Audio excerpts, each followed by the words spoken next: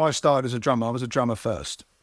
It's the first instrument I ever played. So for about the age of 9, I had one drum lesson when I was 9 years old. So that was it. That was the only drum lesson I ever had. And he lent me his drum kit. It was like some big marching band. Kick drum. After one lesson, he lent you? One lesson, he said, well, just go ahead and just have a little play. I said, might as well. I don't know if you had any other clients. Certainly didn't afterwards. Big marching drum kit and a big floor tom and a big ride cymbal and a snare, and I loved it. I stuck it in Mum and Dad's garden at the bottom of the shed.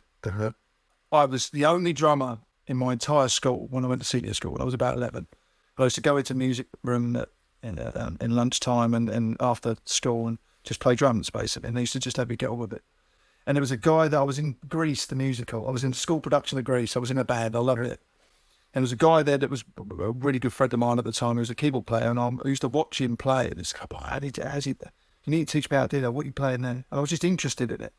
And he showed me a couple of chords. He said, I just fell in love. That was it. I was like, right. And I was probably about the age of 11 or 12, like I say. Got my first keyboard when I was about 13. Still got it. Broken key. I won't get rid of it. Tiny little PSS 51, and it had all these little recording things, so you could record the drums and the keys and the bass. I started playing a little bit of guitar because I just wanted to experiment and start making my own thing, stuff.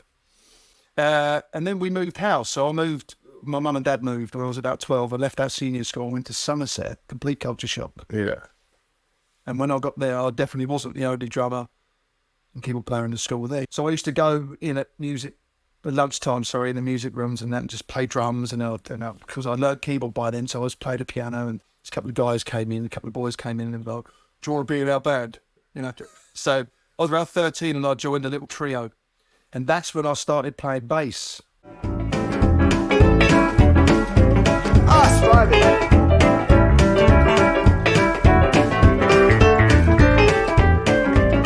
Reggae was a massive part of the diet growing up. I mean, reggae and soul was like, it was like a working class thing. I'm not going to say that generally because it might not be in other areas, but certainly was in my area. Reggae and soul, you kind of had to be into it, really. Every kid was, every family was. There was, despite, even if they had their favourite artist. Yeah. And I just grew up listening to crowd-pleasing music, and that soul just, I don't know, it kind of spoke to me a bit. I know it sounded cliche, but it really did. I felt comfortable in soul. I felt comfortable in funk and reggae. I loved reggae. I had this I don't know where that came from. It just had this, it made me feel happy. It still does. Yeah. And it's never left me. So I think there's something about the rhythm of that, in particular of reggae music, that was so different to everything else. Sure. It was roots. That it had a bounce to it that was just like, what's that? Yeah, it was, how could you, for me, whether it was rocksteady, the lovers rock reggae, or whether it was dub, or wherever it was, it made you feel happy. Loving you till we're 70. Maybe my heart will still fall less hard than 23 or 35. I'm thinking about how people fall in love in mysterious ways. The first 6 songs I ever wrote were reggae songs, inevitably. And I just remember being 16, again, we moved again, we went back to London after all those trekking around the country, went back to London where I came from, and we was rooted in there for a while. And I just remember being in some back alley club somewhere in the middle of Shepherd's Bush, downstairs, underground, playing the first 6 songs I'd ever written to this guy who I didn't know who he was. There's some studio down in underground studio in Shepherd's Bush. And I remember him sitting there going, yeah, I think I'll be willing to get involved. And we were celebrating. Yes, that's it. I'm going to be famous. Yeah, I'm going to be signed up to. I've got, And I didn't realise who he was. He was Erskine Thompson. Erskine Thompson was a massive influential figure in the black music industry back in that time and way before. When he came to Birmingham, he introduced a lot of reggae into that area. I didn't know that. He was Sacadema Supplies and Maxi Priest and all these people that he'd worked with, and I didn't realise it at the time. I was sitting in the room with him playing, this little white boy played his first songs he'd ever written. They happened to be reggae because I loved that style of music. Erskine Thompson, he's gone now. If he said to me, well, my youth, you say, why don't you try developing this kind of song? I go, okay, great, that's what he wants. So we go back home and I write with my cousin at the time, Tony. and we was writing and sitting there. We'd spend hours in the room just, what about this? And blah, blah, blah. I'd write a song and I'd sing something. Finish the song, take it to Erskine immediately. I go, what do you think of that? There you go. That's what you wanted. Yeah, it's great. You go, yeah. I'd be like, what do you mean? What do you mean it's great? What are you going to do with it? You know, come on. This is...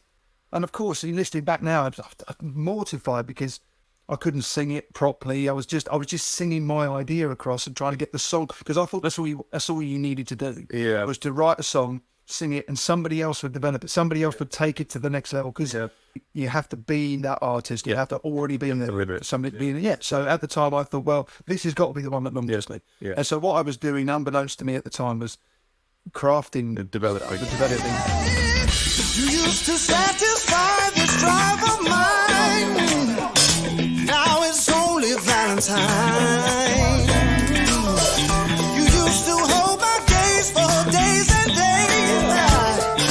Now you quit to look away. Yeah, yeah, yeah. Speak your secrets like you mean it, girl. This rumor's been running around. How you better watch out. How do you keep a gig? A lot of it has got nothing to do with music. Mm-hmm. Because being good at music, as you know, is kind of incidental now. You can practice and practice and practice in your room and be shit hot. You need to be good. Was where I would say. I'd say let's assume that. You've got to have that. Yeah. That's your foundation. Yeah. And then when you've got to be really nice to work with. That's a big thing. You've got to be, I mean, when you say show up on time and all this stuff, I mean, there's room to manoeuvre on you. Talking about me now. Yeah. I think being a good hang, being somebody that people, being a likable person, and having a certain amount of humility. If you know you're good, that's nice to get you in and make you feel confident to get to play in front of people and to have the gig, do the sessions. But it's more than that. It's knowing that when somebody, consistency and being a nice person to work with goes so far. You know, if somebody thinks you're an arsehole, it don't matter how good you are. Money doesn't matter, 'cause they're not hearing what you say, but you shout it down anyway. Oh, we are feeling, oh, we can't be, all we ever wanted is loving lonely. What's your favourite thing about the music industry? Is there any? Oh, can you rephrase that? What's your? I love the opportunity to work with my friends. Yeah, I think that's in this industry now. You can because of like the things we said, which is the internet and social media. You can create your own persona. You can create your own gigs. You can create your own presence. Because of that, you can choose the people you want to take with you to a certain extent. And it gives you a little bit more creative freedom. I say a lot more creative freedom, I should say, because you can literally do anything and put it out there. Yep. Whether it's good or bad, I'm not recommending that's a good thing to do, but it gives you the opportunity to, so it gives you the freedom. The music business, when you're in it now, so you must involved. You must enjoy something about it. I mean, in fact, you talked about it briefly earlier when we were down. Yeah, I enjoy being able to perform stuff that I've written or played on or produced, and that's the ultimate. I think if you come from a background of writing and producing and vocalizing, I think you'll always want to go back to that. Sure, boy, great. Yeah. So it doesn't matter if you can play covers all your life and you can appreciate music, and there's nothing wrong with that. A lot of people make a very good career out of that. I mean, as a side hustle, I've always done covers and played in functional bands, as we all have, and burnt very good money. Yeah. But there's nothing like the joy for sure. No. But I remember the first, tour. It was coming up to this year being 10 years of Brother Strut. But I remember the first kind of tour we did. I remember it was kind of an awakening of the internet. Of rather social media, because Facebook had just started, so it was. But it was exciting going to those new places, right? When we went to hearing our songs, and people singing back to you because they'd sat in their rooms listening to. No, nothing.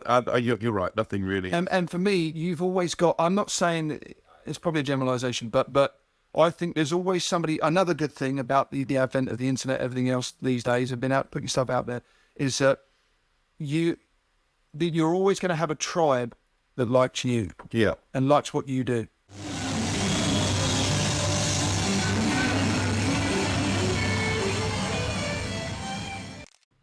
What have we got planned for this year, other than obviously being an amazing dad?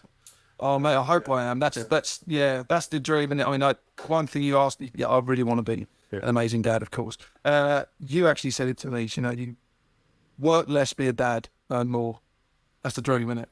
Yeah. Well, I think we all would like to. We all like to basically be a bit more choosy about the work that we do, but we don't. Sometimes we all have great jobs. Yeah. But it's not such a bad job, is it? For me, it's to continue performing the stuff that I love to perform. Whether that be covers or whether ultimately my own stuff will be great. But the Brother Strut stuff, obviously, because end of the year been going. Yeah, I've got a lovely 10 years of Strut tour. That's fantastic, and that in itself is a wonderful thing. Brother Strut itches that, scratches that itch, I should say, for me in the originals thing. Yeah, being part of that force driving your own stuff forward, and that's a different feeling to play covers. Yeah. And completely. But, ultimately you've got to enjoy it. And we're writing a track tomorrow, so. We are. Love writing the track. Yeah, well, that's where I come. It's my background. I love writing. And that's why I always enjoy doing that. Always have time for that. All right. Thank you, brother. Cheers, mate. I'm hitting that. This is a great track. All right. Know that I come running around. Persisting, everything that asked me to do.